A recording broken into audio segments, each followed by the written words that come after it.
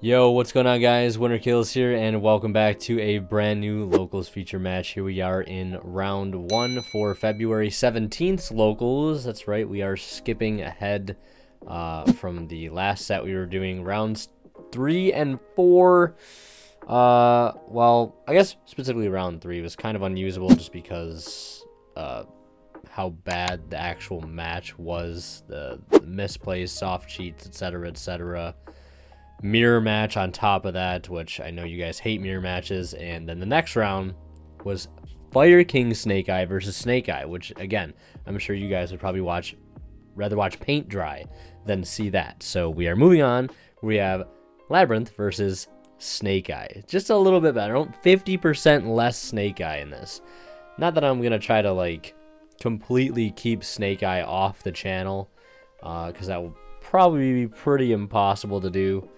And it's probably just good to post just so not only you guys know what the deck does, but I know what the deck does. Because when I have to do commentaries like this, I get to learn, you know, what things do. So we're gonna see Kuklok get activated, pitching itself, and then Chandraglier getting activated to go ahead and discard and set one Labrynth spell trap from the hand or deck.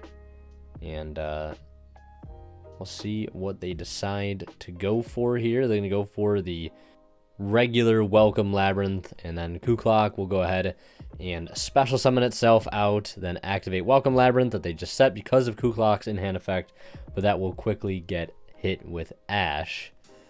Yeah, if a card or cards is sent from your hand to the graveyard to activate your normal trap card or Labrynth card or effect,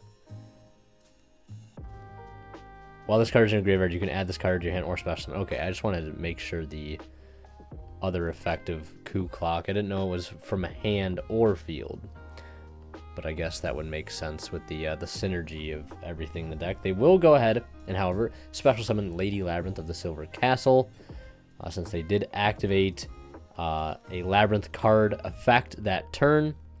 Even though it was ashed, they can still special summon it, but they've also used other Labrynth cards and effects that turn as well. So I guess me mentioning that Ash doesn't negate activations, all that doesn't matter. But we're going to see them link off here because it's not just Labrynth. This is a Labrynth Unchained variant, which I think is a little bit more interesting than just pure Labrynth by miles, just because the Unchained cards are kind of cool in their own right. So we're going to see them link into Unchained Soul Lord of Yama. If it's special, add an Unchained monster from their deck to their hand. And they're going to go ahead and add the Sharvara, the newly limited Sharvara. During the main phase, if this card is in your hand, quick effect, you can target one Fiend monster or face down card you control, destroy it if you do special summon this card. But while it is face up in the monster zone, you cannot special summon monsters except Fiends. And then if it's sent to the graveyard, you can set one Unchained spell trap directly from the deck. They do get hit with Eradicator, sending off the lovely, only hitting one spell, so not quite hitting the jackpot there. They only have one card left in hand, and it is just Shavara, and they've got Diabellstar pitching Snake Eye Ash. So if you really want to look at it in such a way where could things have gone worse for our Labrynth player, probably not. Getting hit with Imperm, getting hit with Ash, your EEV, arguably the strongest card in your entire deck, only end up trading 1-for-1 there, and then Diabellstar and another Snake Eye Ash in hand as well. So the Snake Eye Ash effect, add the Popular, and special summon the Popular effect, go ahead and add a Snake Eye spell or trap. They're going to grab the Divine Temple, which I learned the hard way during testing, actually, against the person playing the Snake Eye deck in this video. We were testing on DB.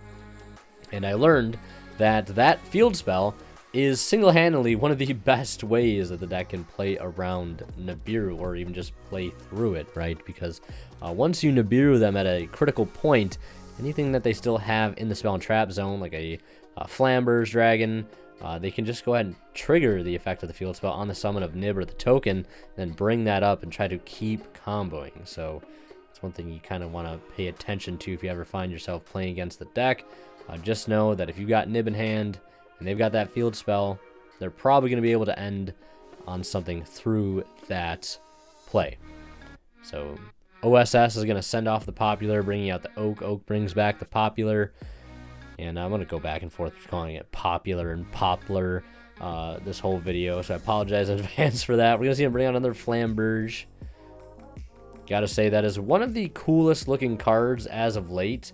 I do like a lot of the way the cards, and I can't speak, my apologies. I like a lot of the way these cards look in this archetype. I just hate the way Poplar looks. I think everything else looks so badass, and then they just made Poplar look like a cartoon drawing. You know, I don't know. That's a small nitpick on my behalf.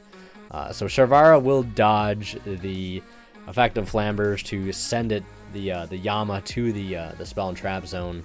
Yeah, they're really not going to be able to do too much else with that. They're just going to keep comboing here, linking into the Dark Charmer.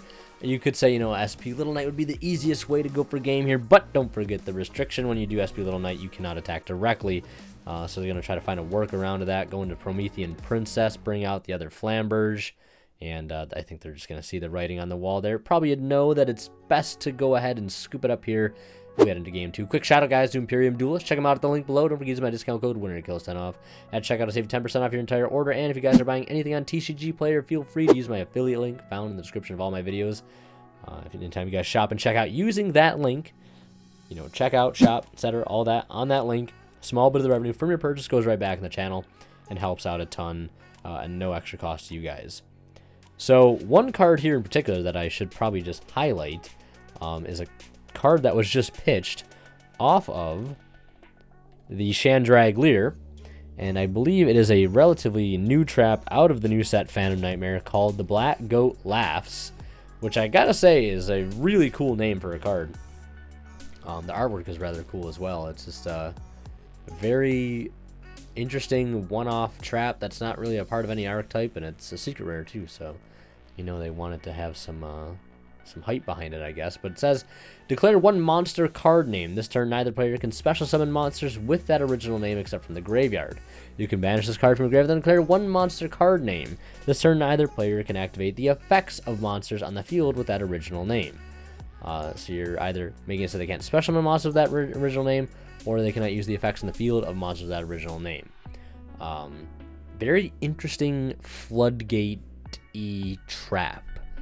I guess you could, like, set it and then use Coup Clock in combination to flip it up called Nib. But then Labrynth's not really a deck that gets nibbed. I don't know. Interesting. It's an interesting choice. It's an interesting choice. Welcome Labrynth gets fired off. It's going to get hit with an Ash Blossom. Big welcome to follow that up here. And they're going to go ahead and bring out Lovely. They're going to go ahead and bounce back the Ariana. And they're going to proc some effects here. Chandragleer effect and the Lovely effect to try to rip one out of hand to hit the bonfire.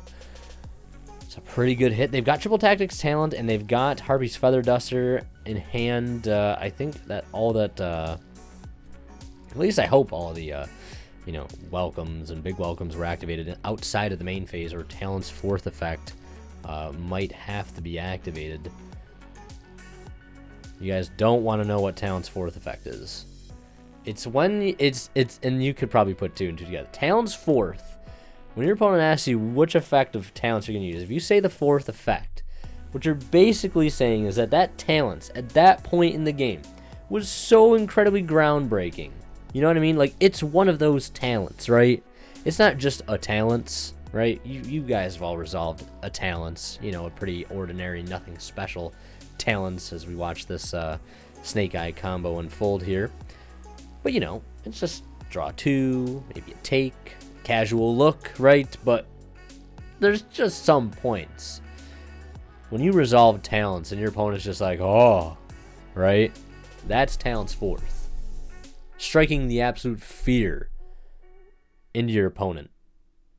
Absolutely. That is talent's fourth. Because sometimes that card, that happened to me actually at locals the other day. I had to experience that. And that's why I low-key have a divine hatred for Triple Tactics Talent and Thrust alike. Because that card sometimes is just unbelievably sacky. And it just punishes you for interacting. I low-key hate that. But, yeah, I digress. We're going to see them just go for SP Little Knight here. yeah, despite relatively free chance at comboing there, the Bell kind of shutting them down a decent bit. Good hand trap this format. Obviously, great hand trap this format, Bell. Not only against the Snake Eye deck, alongside things like Nib being very, very good. Evenly matched also, I think, is really fantastic against the Snake Eye deck. Yeah, I mean, back row hate in the form of Cosmic Cyclone, etc., all very good. Especially Fire King variants. I think you can't go wrong with Cosmic Cyclone. I'd say it's probably better than Lightning Storm just because they have the continuous that protects the field spell, so you definitely don't really want to Lightning Storm that. Cosmic Cyclone, I think, just goes in. You can also snipe off the IP Masquerena in the Spell and Trap Zone that they try to bring forward.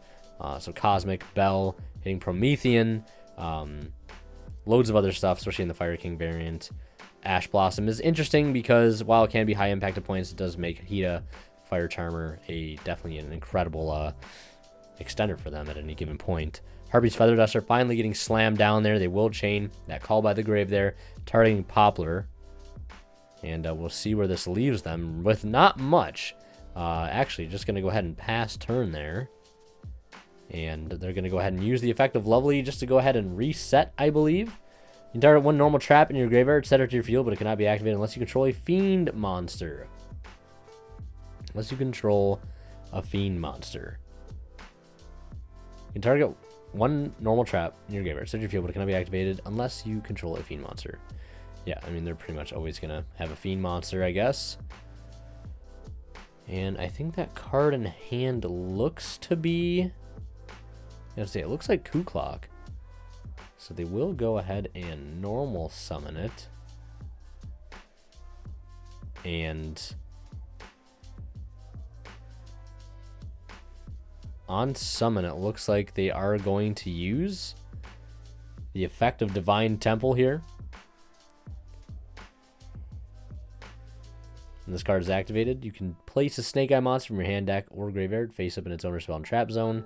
And then once per turn, if your opponent normal or special summons a monster, except in the damage step, you can target one monster card on the field, treat it as a continuous spell, special summon it. Yeah. So they're going to go ahead and bring out the Flamber's Dragon. And if this card is sent, that only has an effect. I don't think it has any effect on summon. During your opponent's turn, quick effect, you can target one monster card, treat it as a continuous spell on the field, special to your field. Yeah, okay. So it's not really going to do anything, but if they get rid of the Flamber's Dragon, that is going to proc its effect to bring back Snake Eye Ash, which is really not good at all. So they will fire off that Coup Clock in hand, and then activate Welcome Labrynth. They did get to rip a Talents out of the hand, which is, I guess, fair enough. And then they're going to bring out the Ariana effect to go ahead and search here for, is it a Labrynth card, I believe? Yeah, add a Labrynth card from your deck to their hand except itself. And looking at Stovey Torby, looking at some of the furniture here. But I think one of the problems they're starting to encounter is that they're out of welcomes, I think, for the most part. At least, yeah, you can see how many traps are banished there. Quite a few. I think there's at least 2 big welcomes. We know one welcome is engraved. And getting a look into the deck there. Yeah, I think all 3 big welcomes are out and banished. And they're just going to go ahead and reset. Or, well, set another Welcome Labyrinth from the deck. Well, then, I guess add it and set it. They were resolving the effect of Ariana there. And they're going to go ahead and link 2 into, looks to be Yama effect to go ahead and search here if they even have a target, which it looks like they might not at this point. Maybe it was sided out, I'm not entirely sure. Yeah, and they're just going to go ahead and pass turn here. Kind of in a top deck situation, both players. Can't get a good look at the banished pile, but I believe all copies of Big Welcome are gone. And they're just going to use Flambers to put Lovely to the spell and trap zone. Which, yeah, they can do that. Battle phase, they'll attack over the... So I wasn't sure if that was the one that can't be targeted while you have set cards, but that's silver. So they'll just go ahead and send it to the Spawn Trap Zone, run over the Yama, and that's just definitely got to put them in a tough position here. They're going to go ahead and activate big or regular Welcome Labrynth, sorry. And we'll see what they decide to bring out here. Also, this is one of those, I think, rare instances where we get to see Labrynth's grind game not really being that great, I guess, at least in this context. Brings out the Ariana. Ariana gets the silver, and they spec that to the field. And they draw Crossout designated for turn, but Flamber is just chilling at 3k. And unless they have some way to get rid of Flamber's Dragon without sending it to the graveyard, right, then it's not looking too good. They need an SP Little Knight play here, but they do not have a way to get into the extra deck. If they had a way to get into like a Link Karibo or something, they're looking at Muckracker, but I don't believe Muckracker can be used as Link material the turn it's summoned, something to that effect at least.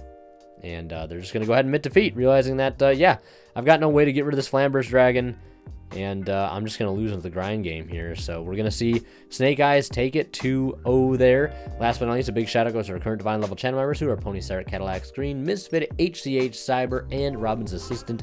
Thank you guys so much as always for showing me kind and very generous support of the channel.